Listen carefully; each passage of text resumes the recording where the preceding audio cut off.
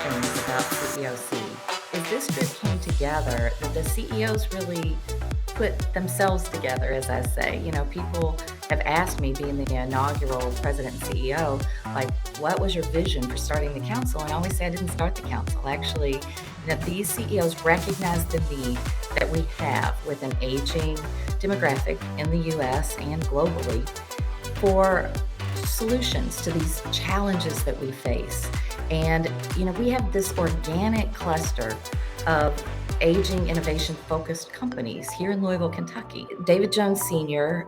With Rick Remmers, David Jones Sr., you know, co-founder of Humana, and Rick Remmers, longtime Humana executive, said we should be in the same room talking about how we use our respective insights to solve for the challenges that we face as an aging nation. It's a large mission to solve the national healthcare challenges that we all face today by leveraging all of the companies that are part of the CEOC. All the healthcare companies here in Louisville came together to really coalesce around solving the larger challenges that we can't take on individually, and really with a focus on aging innovation. CEOC, we started with 10 council companies, and now we have 15.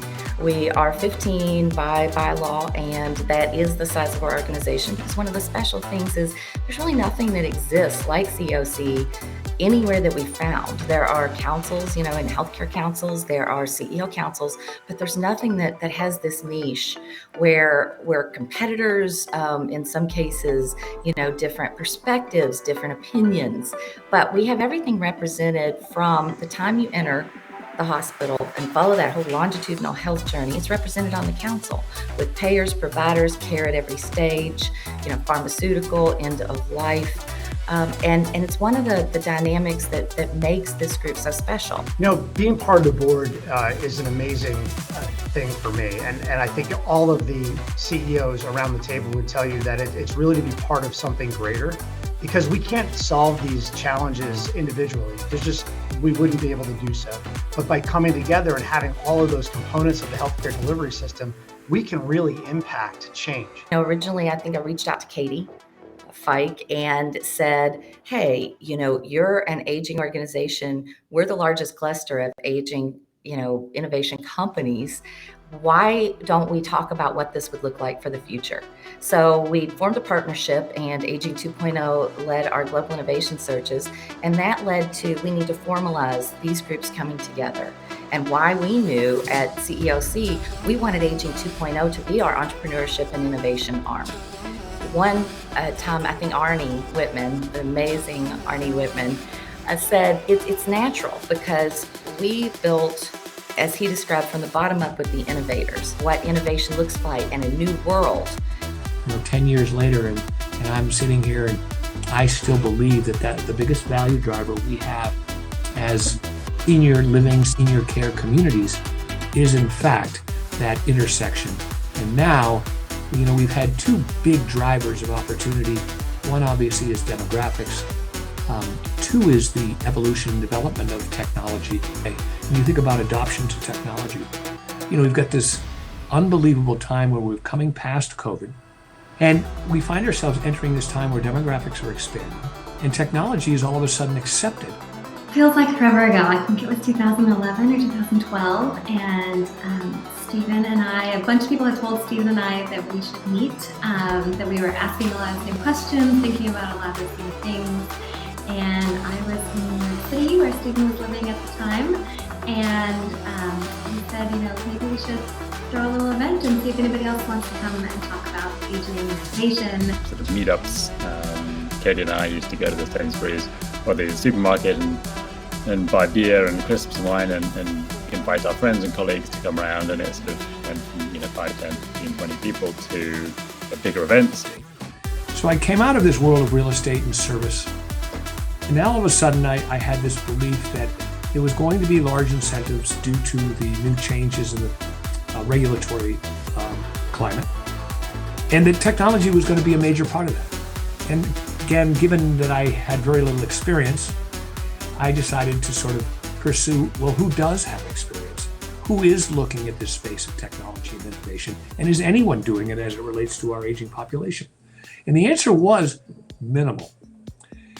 And I think the original introduction for me to Katie Fike came from Bob Kramer, who was the president of the National Investment Center for Senior Housing. In an effort to meet Katie, I went up to San Francisco and I experienced my first Aging 2.0 event, which was a very small, intimate, I think there was a stage involved, but it was a very small room.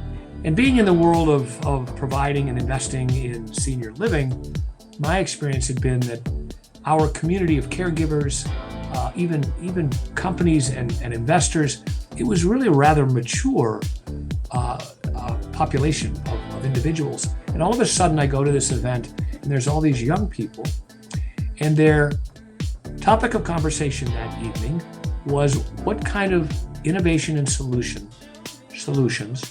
are available in addressing the needs of an aging population, not just here in the United States, but globally. These two men in navy blue blazers, and everyone else was probably in their 20s and 30s and wearing hoodies and all the stereotypical San Francisco thing, and in walked these two gentlemen in their blazers, and they sat in the front row, and I remember thinking, and it was Arnie Whitman and Bob Kramer, who's the former head of NIC, and Arnie came up to me at the end and he said, "Hi, I'm Arnie Whitman, and I think I can help." And I've always said that is one of the biggest understatements anyone has ever said to me. I still actually remember the feel in that room and the passion and people so excited to have other people to talk about this with.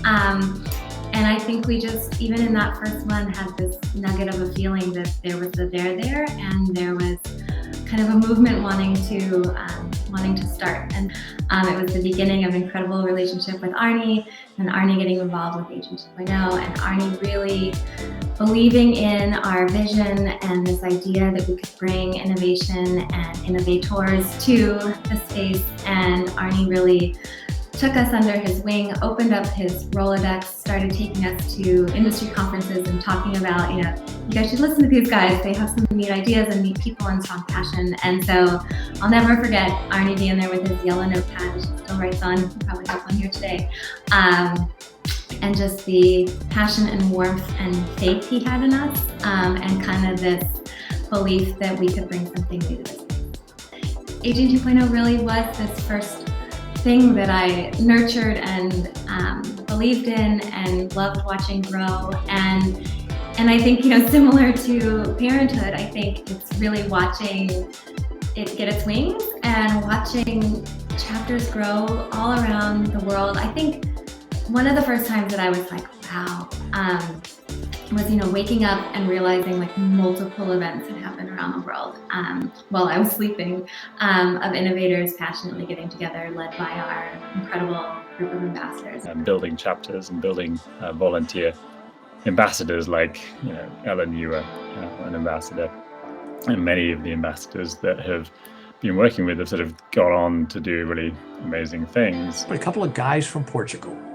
decide to come to an Aging 2.0 event in San Francisco. I see these guys taking their bag and, coming across the big pond and, coming to San Francisco and demonstrating. And I believe they won, I think, the first or second year. I don't remember when exactly, but the Global Challenge. Today that company is a huge success, has been capitalized at a valuation over $1 billion. And to have been kind of there and watched a company, start out, utilize the resources that Aging 2.0 had, some guidance that was given, and develop the relationship with all these people that were looking to do the same kind of thing, which is disrupt the way that healthcare, care and service, and technology had been utilized. The future with these organizations and, with the involvement of everyone here today, everyone who's part of both of these organizations, and everyone who looks to engage with our organizations. When we look at the world and we've seen up close and personal what our world looks like, one of the silver linings with something as tragic as this pandemic is that we all really understand now the need for speed and accelerating innovation.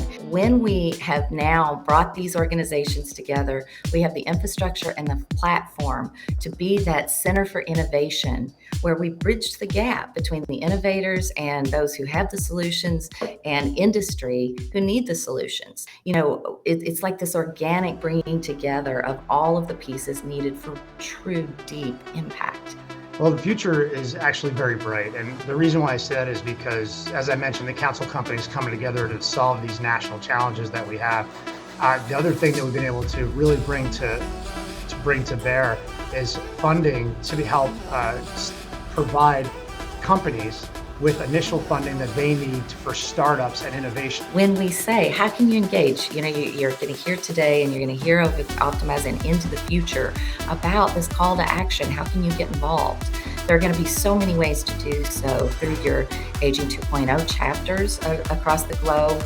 We're going to be launching a Leaders Circle and the Alliance, and more to come there. So, there is no absence of opportunity for how you can join us as we chart this new future. I really want to acknowledge a few people who got us to where we are. Not only Katie, Arnie, Stephen, Ellen, with this amazing organization that is Aging 2.0, but also from a CEO side, Bill Altman, who worked with us in strategy and was the inaugural chair of our innovation committee and really helped build our innovation engine model.